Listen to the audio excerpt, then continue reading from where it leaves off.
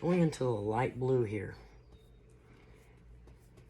And I use Gallerani Georgian oils. This is a Bob Ross 1-inch brush. Bob Ross. And you can use any type of brush you want to. Bob Ross really does have the best brushes, though they last for a very long time. And as you can see, the acrylic hasn't moved. It stayed up there over the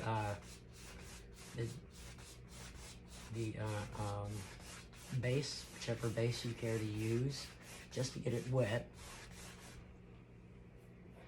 And I paint a mountain here in the middle. I figure you can see that by now. So it doesn't matter too much if you get the lighter color over the part where you want your darker colors to be. But try to keep your lighter colors from being over the darker, from being around your darker colors too much, because it does change the hue. But you can always take care of that and use a little different color. A little doesn't hurt.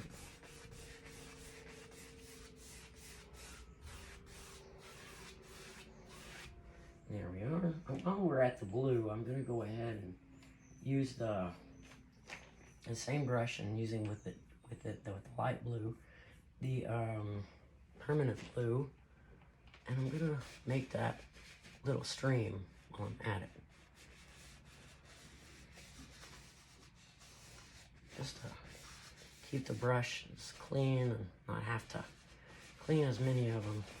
Just going ahead and painting with blue.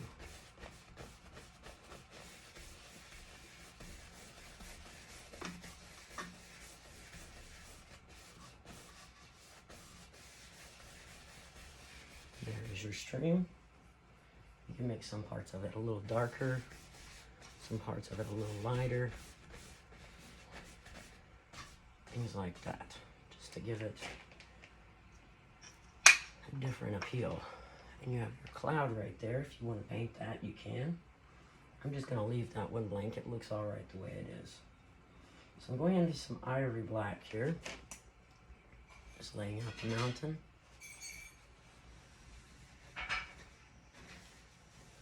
Go over the lighter blue. Try not to go over the green where you have that. Try not to do that one. So just pulling that down.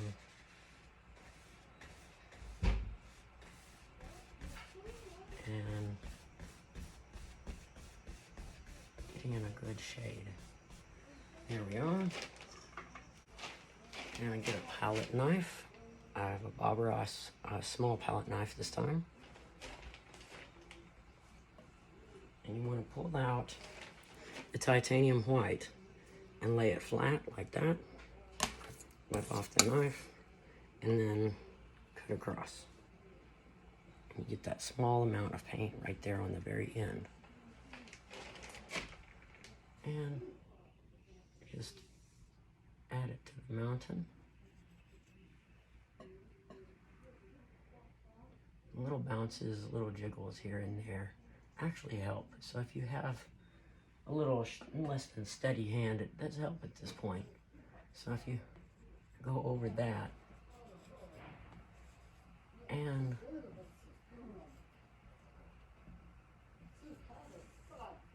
you just paint it with a little white on the front side, but on the back side you use a little more of the blue with it. Excuse me.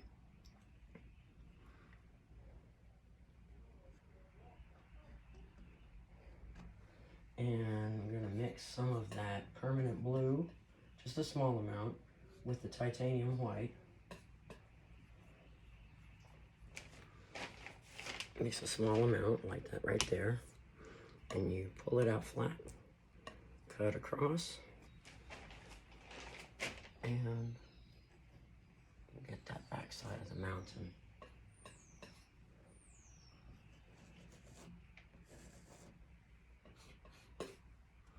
And you have a peak back there as well.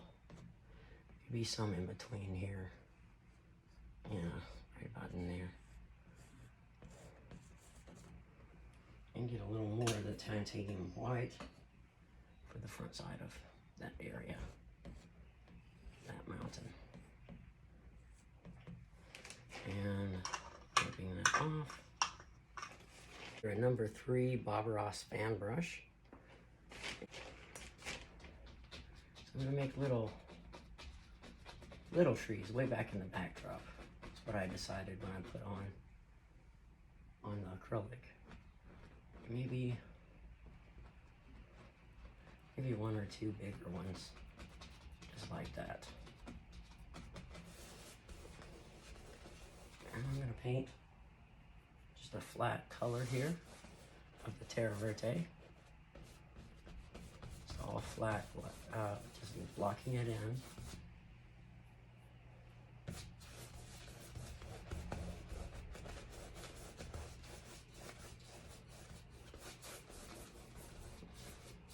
We will do highlights on the trees to make it look a little more realistic.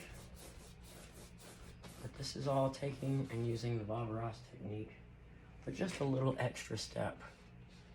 Bob Ross wet on wet technique, and just using an extra step of it. Just getting the acrylic on there.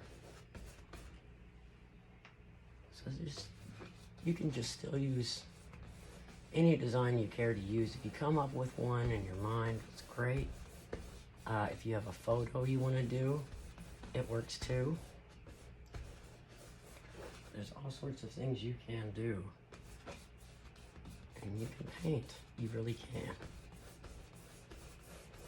So if I'm going too fast for you or too slow, if you get ahead and want to do something else,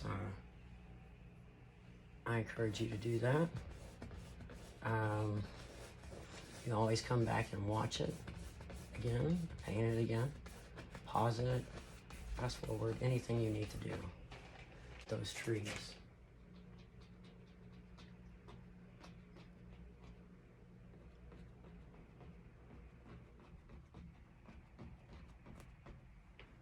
And this one here.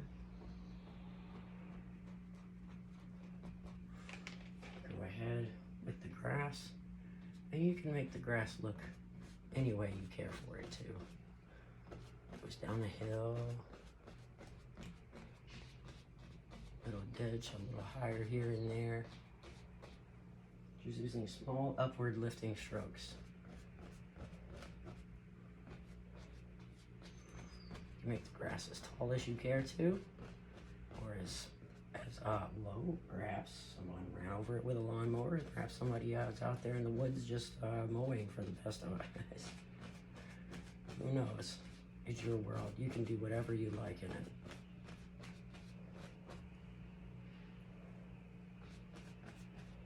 Making it taller toward the foreground. Don't forget that it has to be taller the more it comes toward you to make it seem a bit more zooming. It's as if you've got a camera and you're zooming in, and it just gets bigger toward the foreground than it is in the backdrop.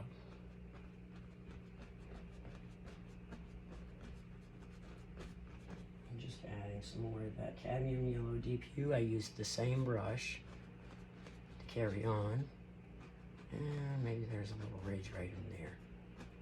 Yeah, I like that.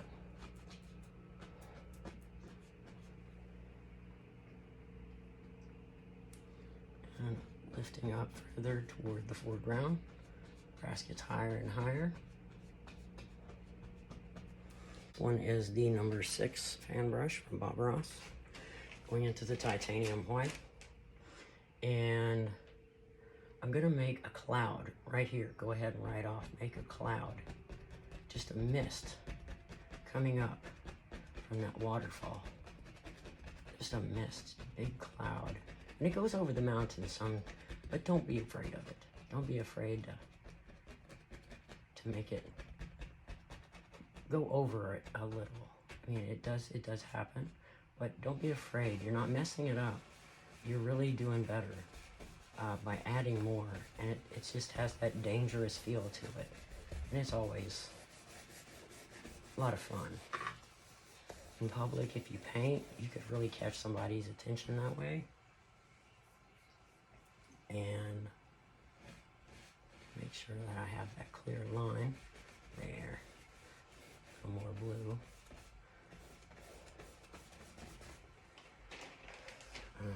One more time with the green and the yellow, because I want that mountainside to stop right there. And get to see that this is the mountain and that is the mist in the backdrop. There. The finished is a Bob Ross filbert brush. And I'm going to get some black, some ivory black, put it on both sides, and then just a bit on one side of the titanium white. We're going to make some little rocks. We're going to make some little rocks, some big rocks. That's called double loading your brush. Make a big rock, one or two small ones here and there. And just continue on using that same, just put a rock in the middle. How about that? Yeah, that looks good. Yeah, that looks really good. Making some smaller pebbles around.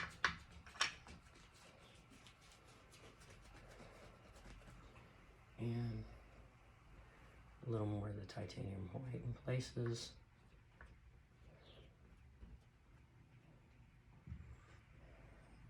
Black and titanium white again.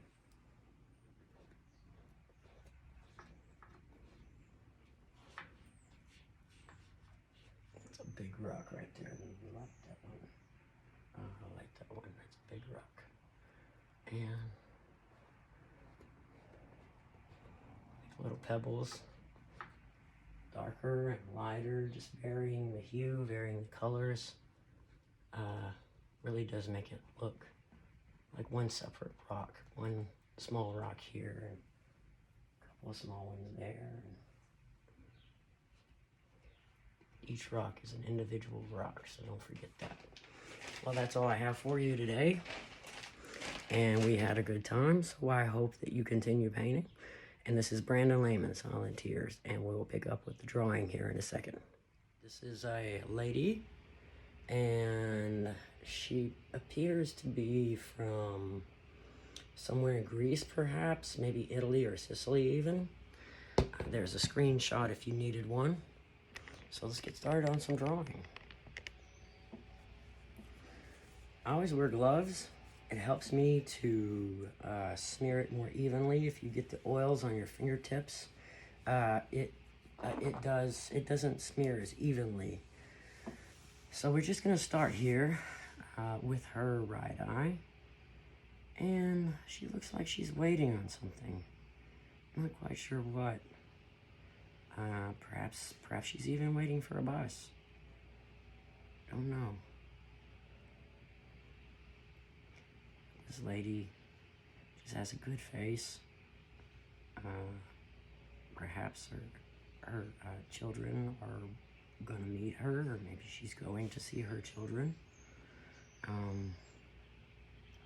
Number of things.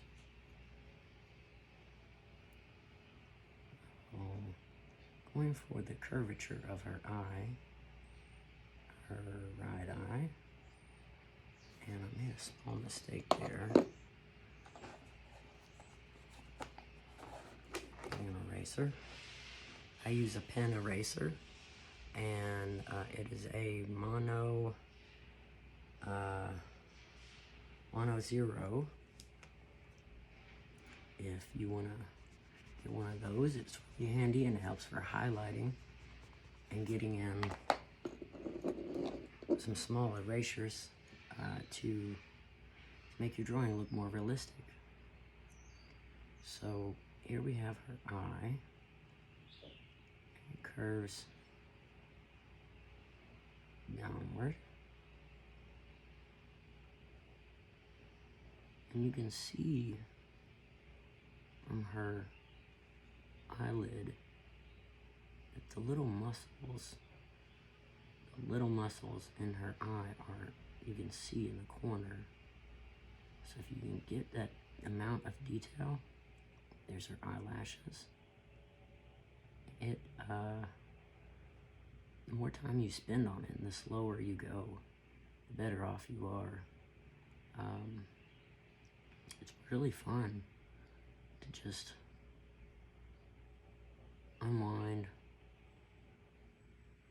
look at what you're doing. It'd be from perhaps a long day. She's got some muscles in her eye right there. Go around a bit.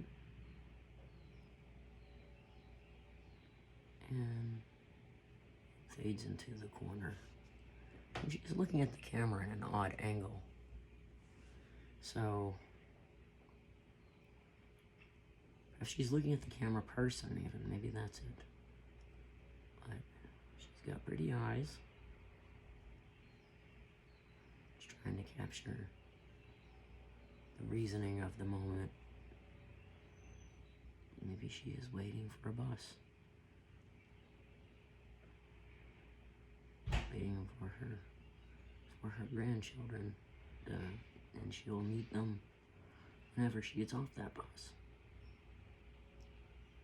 So I've got the gleam in her eye, just leaving a space for that. Darkening in the pupil.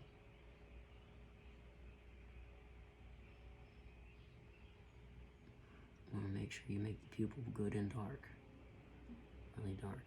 And when you make her iris, just go around like the spokes of a wagon wheel, just like the spokes of a bicycle wheel too, if you want to call it that. And it should be darker toward the center, lighter toward the outside. And you want to skip over those places where you had that gleam. And if you don't catch that gleam very well, then you can always erase and make a spot for it. She's got lovely brown eyes. Lady's really got pretty eyes. They look very gentle.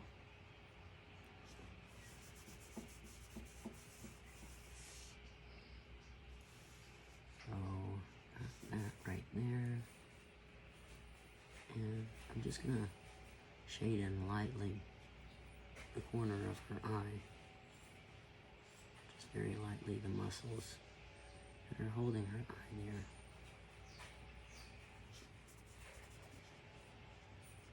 And she has a few markings in her eye, right about there. Getting her eyelashes. And it looks, when you're drawing eyelashes, it looks like just a dark mark because it comes straight toward the camera. And it just looks like a dark line. So don't forget about that. And looking at the shape of her eyelid. She has a bit of a crease right there too, perhaps from smiling.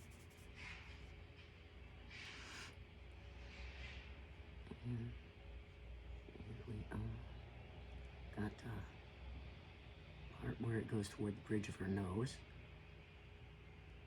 And curves down a bit. So just shading in that area.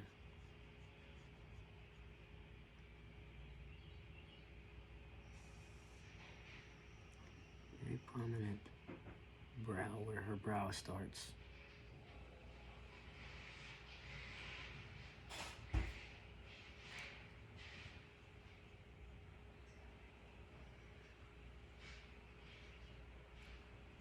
And drawing is just a good way to quiet down.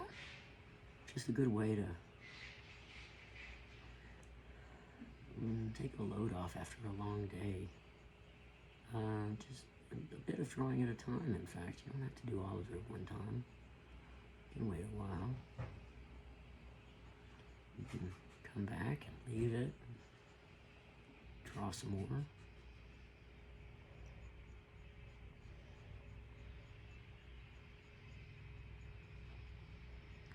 So just shading that in.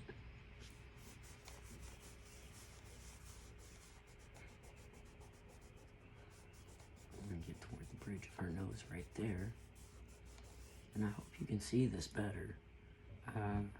It's a larger drawing, so I will try to make my drawings larger so you can see them a bit better.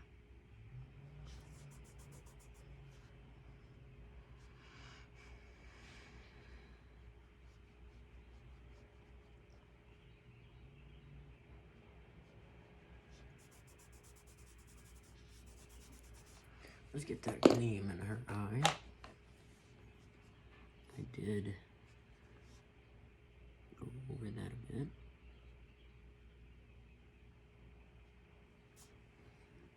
Got it. And her eyebrow is a little odd, making her eyebrows. She has some small eyebrows, not much of them.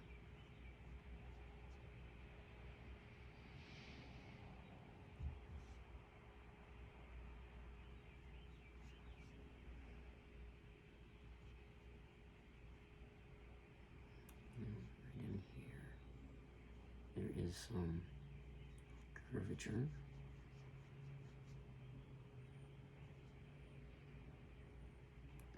Just want to shade right in there.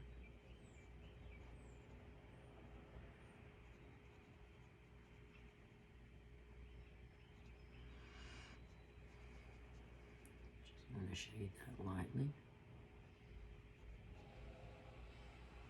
When you get toward the outside of your shading, make fewer and fewer lines for less and less shading. And it does make a difference after you just lay it back and smear it on there. Her eyebrows again.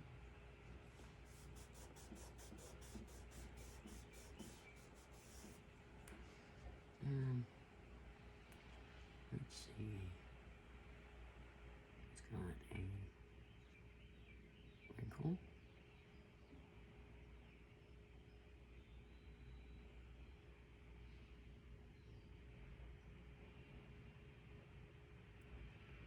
Shading that in with the skin curves a bit.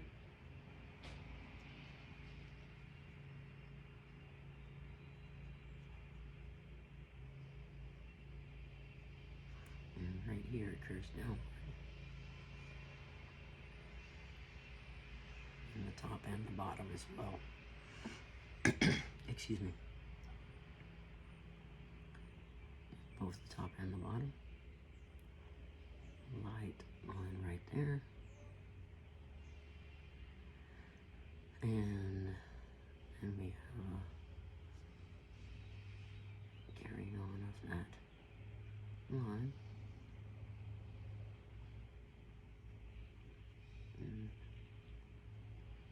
That's good. That's good.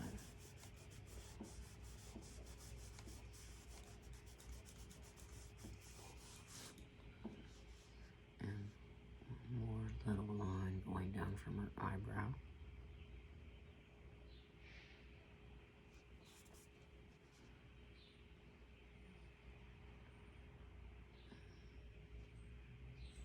Shading here. And take the pencil shavings and you can shade right in there, or you can use what you've got on your glove and just smear it around a bit.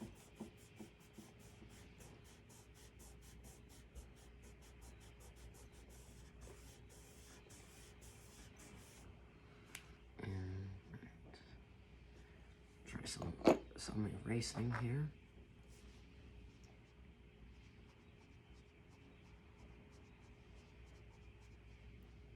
Just getting into the lighter highlights.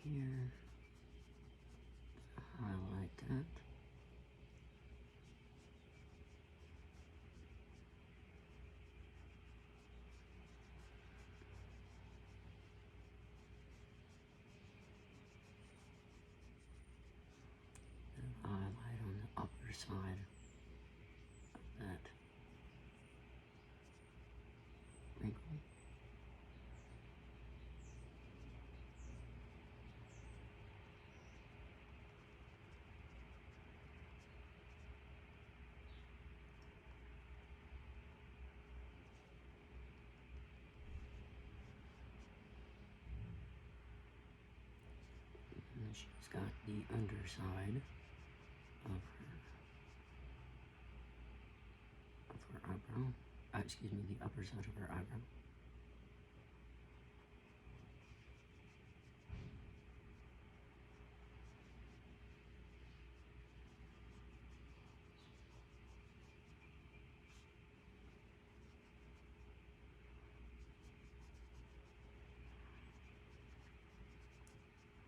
And just touching this up, just a little at a time.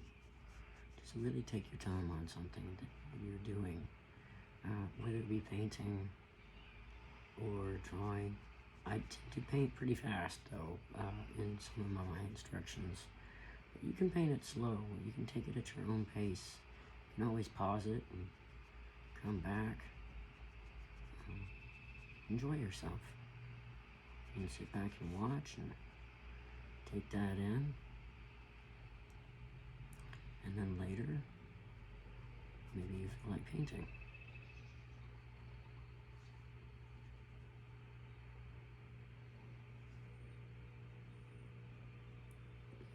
Here is her, close to her ridge of her nose.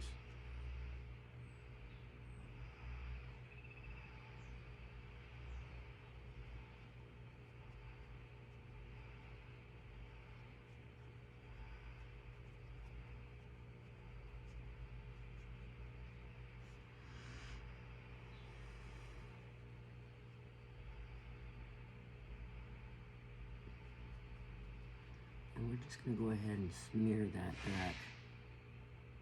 Smear that back toward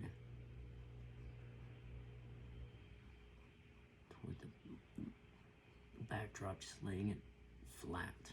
And that ought to do it. She's got her right eye. So I'm going to go ahead and let you go. But that is pretty much her right eye, and we will be doing more in the next video, as well as painting. So I hope you had a good time, and this is Brandon Lehman, Silent Tears. Thank you.